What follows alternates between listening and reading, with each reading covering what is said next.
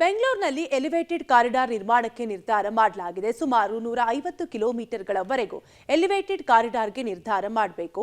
ಬೆಂಗಳೂರಿನ ಎಲ್ಲಾ ದಿಕ್ಕುಗಳಲ್ಲೂ elevated corridor ಆಗಲಿದೆ ಅಂತ ಬೆಂಗಳೂರು ಅಭಿವೃದ್ಧಿ ಸಚಿವ ಕೃಷ್ಣ ಬೈರೇಗೌಡ ಹೇಳಿಕೆ ನೀಡಿದ್ದಾರೆ. ಸದ್ಯಕ್ಕೆ 75 ಕಿಲೋಮೀಟರ್ ಎಲಿವೇಟೆಡ್ ಕಾರಿಡಾರ್ಗೆ ಸರ್ಕಾರ ಪ್ಲಾನ್ ಮಾಡಿದೆ. ಎಲ್ಲೆಲ್ಲಿ ಎಲಿವೇಟೆಡ್ ಕಾರಿಡಾರ್ ಮಾಡಬೇಕಂತ ಶೀಘ್ರದಲ್ಲೇ ನಿರ್ಧಾರ ಆಗಲಿದೆ ಅಂತ ತಿಳಿಸಿದರು.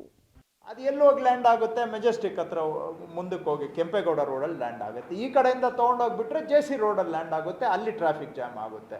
ಹಾಗಾಗಿ ಇಂತಹ ಎಲ್ಲೆಲ್ಲಿ ಈ ಥರ ಸಮಸ್ಯೆಗಳು ಇದ್ದಾವೆ ಅಂತ ಗುರುತಿಸಿ ಅಲ್ಲಿ ಕನಿಷ್ಠ 2 ಕಿಲೋಮೀಟ್ರಿಂದ ಹಿಡಿದು 12, 13, 14, 15 ಕಿಲೋಮೀಟರ್ವರೆಗೆ ಎಲಿವೇಟೆಡ್ ರೋಡ್ಸನ್ನು ಮಾಡಿ ಅಲ್ಲಿನ ಮಧ್ಯ ಬರುವಂಥ ಎಲ್ಲ ಕಂಜೆಷನ್ನಿಗೂ ಕಾಂಪ್ರಹೆನ್ಸಿವ್ ಸಮಗ್ರ ಪರಿಹಾರ ಕೊಡಬೇಕು ಅಂತೇಳಿ ಎಲಿವೇಟೆಡ್ ರೋಡ್ಸ್ ಮಾಡಬೇಕು ಅನ್ನುವಂಥ ತೀರ್ಮಾನವನ್ನು ಕೂಡ ಮಾಡಿದ್ವಿ.